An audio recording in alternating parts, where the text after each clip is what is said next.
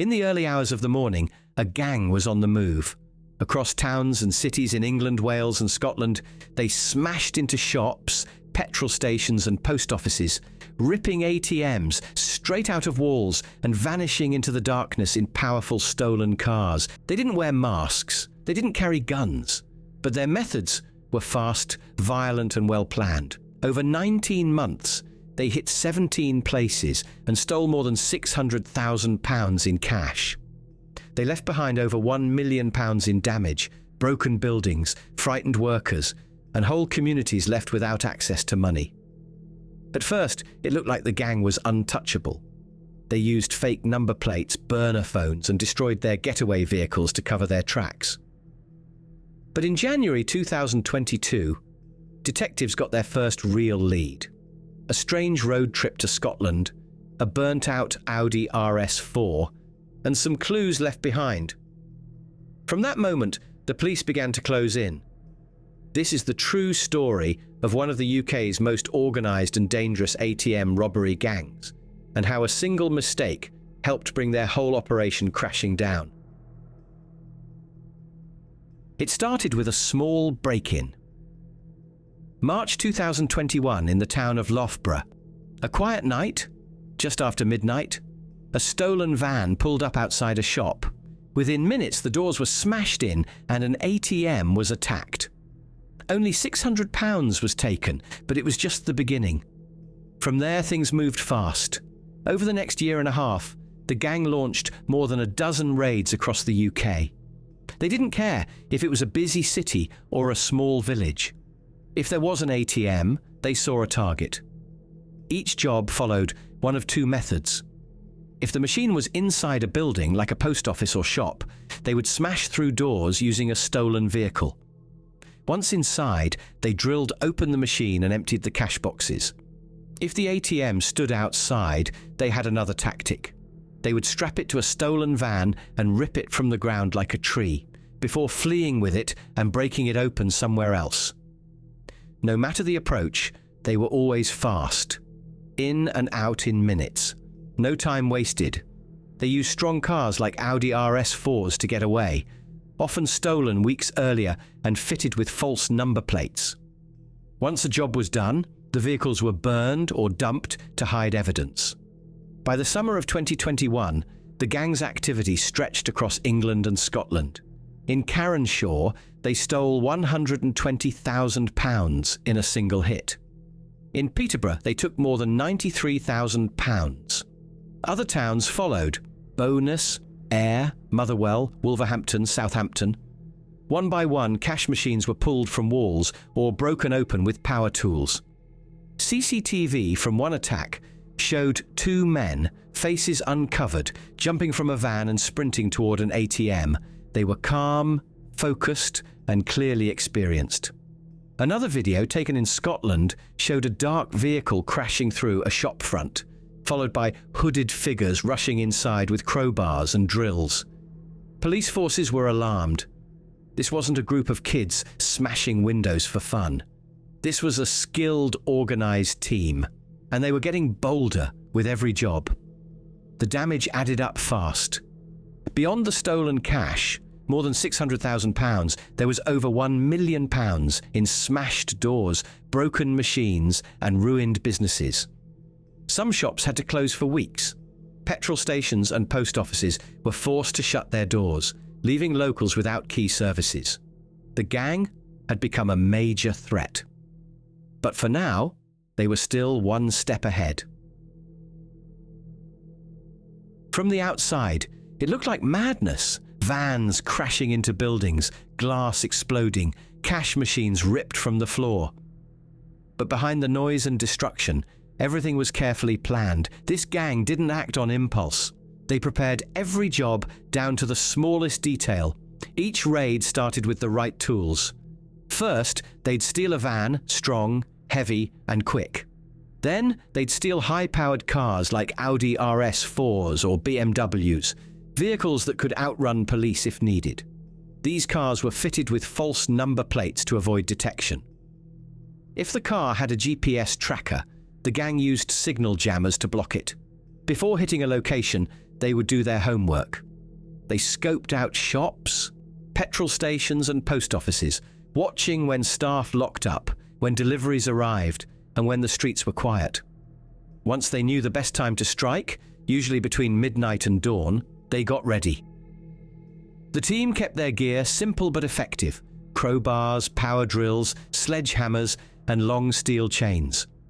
During a hit, if the ATM was inside a building, they would drive the stolen van through the doors. With speed and power, they smashed through shutters and walls, leaving a path of destruction. If the machine was outside, they'd wrap a strap around it and use the van to pull it out of the ground. They moved quickly. In and out in minutes. Their goal was always the same: grab the cash and go before police could respond. Once finished, they would dump or burn the stolen cars to wipe away any trace. One job in Scotland showed just how bold they had become. In the town of Livingston, CCTV captured a van crashing through the front of a shop. 3 hooded men ran inside with tools, heading straight for the ATM. They didn't speak. They worked in silence. Moments later, they were back in the van and gone. It was like watching a professional team on a mission. But it wasn't just their speed or strength that made them dangerous. It was how well they worked together. Patrick Gilhaney, John Smith, and Tally Smith were the leaders. They controlled everything, from scouting locations to planning routes and picking the team. Below them were trusted drivers, spotters, and helpers. Family members and friends were brought in as needed, offering vehicles, phones, or places to hide gear. By late 2022, police knew they were facing a well-oiled machine. This was more than a gang. It was a criminal network, and it was still growing. But no matter how careful they were, one slip would be enough. And it was coming. It was by the end of 2021, police forces across the UK were seeing a clear pattern. The same kind of break-ins were happening again and again, always at night, always targeting ATMs, and always involving stolen vans and fast getaway cars. But while the crimes were adding up, the gang themselves stayed hidden. That changed in January 2022. It started with a Fiat motorhome. Officers from the East Midlands Special Operations Unit, EMSOU, working with Police Scotland, had been watching certain individuals connected to past burglaries. When they spotted Patrick Gilhaney and John Smith driving from Peterborough to Scotland in the motorhome, they paid close attention. A few days later, the same vehicle returned south. It wasn't alone. A blue Saab and a grey Audi RS4, later confirmed as stolen, had also made the trip. That same week, 4 ATM raids took place across Scotland's central belt. Police reviewed CCTV, ANPR, automatic number plate recognition footage, and phone records. The stolen Audi RS4 was found burnt out in a quiet area of Huntingdon. Inside and nearby, officers recovered Scottish banknotes. Tools like drills and saws and receipts for gloves, masks and dark clothing, all signs of the crew's preparation. It was a major clue. Now police had names, vehicles, routes, and evidence. They continued digging. DNA tests linked Gilhaney to a crowbar left in a van used during a March 2021 raid in Loughborough. Tally Smith's DNA was found on a key belonging to a stolen transit van used in another attack in Attenborough, Nottinghamshire. The walls were starting to close in. Even the gang's efforts to stay hidden didn't work.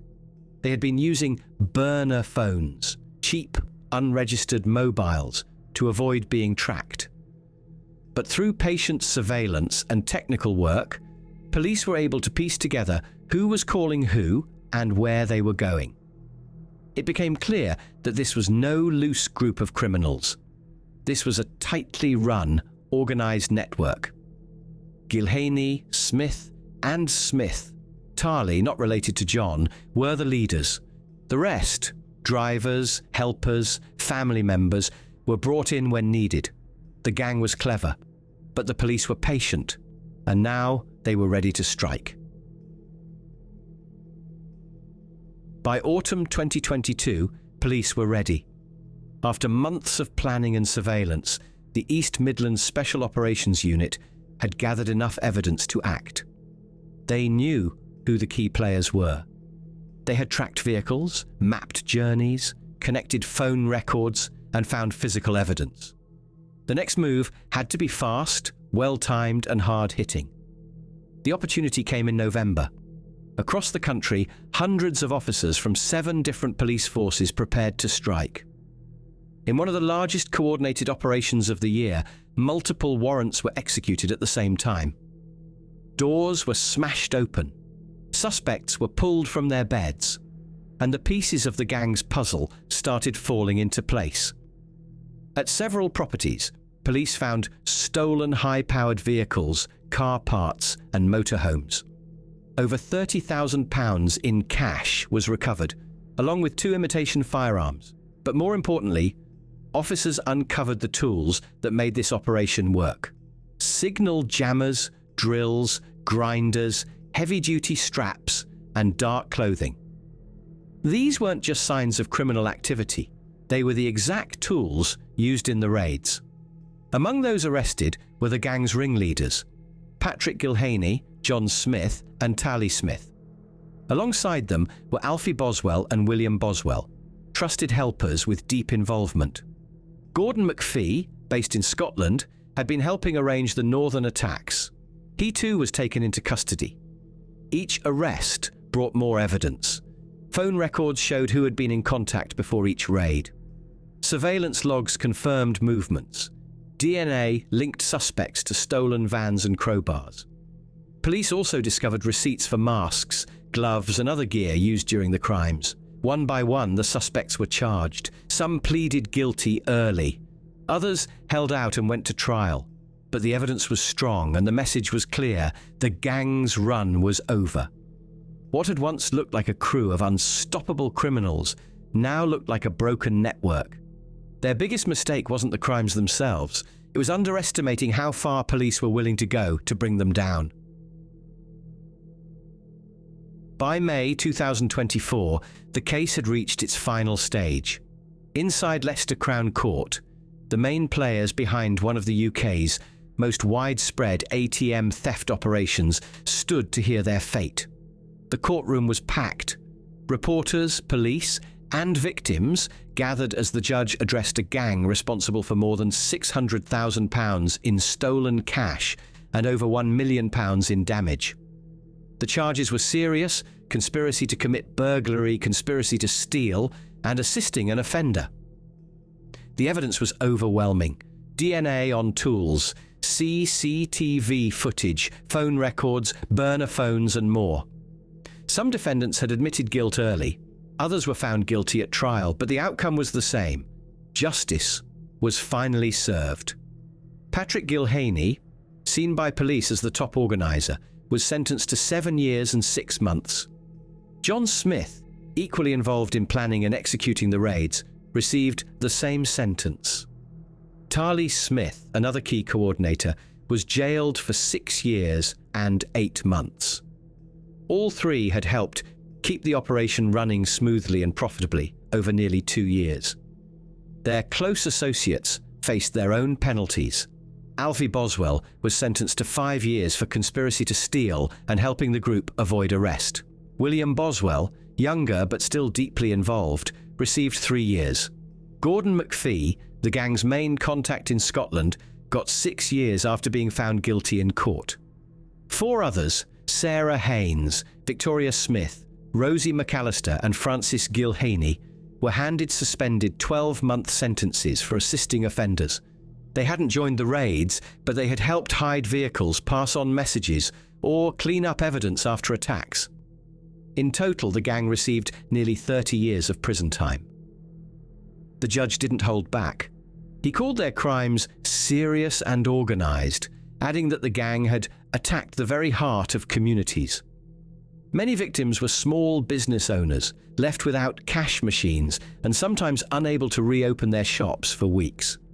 The message was clear: organized crime might be clever, but it's never invisible. And when justice catches up, the consequences are heavy. The damage left behind by this gang went far beyond bricks and mortar. Across 17 attacks in less than 2 years, they caused more than £1 million in destruction and stole over £600,000 in cash. But those figures don't tell the full story. Behind every smashed ATM was a local shop that couldn't open its doors. Behind every stolen van was a family-run post office or petrol station suddenly left without power, security, or a way to serve its community. Some of these businesses were forced to shut down for days, even weeks. In smaller towns and villages, a single ATM might be the only way for residents, especially the elderly or those without online banking, to get access to cash. When that's gone, people suffer. Local economies stall, and trust in public safety takes a serious hit. The gang's tactics were bold and calculated, but they showed no concern for who they were hurting. They didn't just attack machines, they attacked the sense of safety in the places they hit.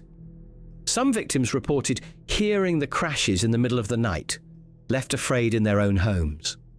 Others arrived at work to find their shops reduced to rubble. For them, the damage wasn't just financial, it was emotional. The justice system responded with firm sentences, but was it enough? That depends on who you ask. Some might say the sentences matched the crimes, especially given the planning, the scale, and the impact. Others could argue that for the sheer number of attacks, the amount of money taken, and the emotional toll, longer terms might have sent a stronger message. Still, the case does show what determined police work can achieve. It took forces from 7 different areas, months of surveillance, and close collaboration across borders to bring the gang down. In that sense, the justice system proved it could work when it matters most. But while the gang is now behind bars, the fear and disruption they caused lingers. For some communities, rebuilding will take longer than any sentence ever could.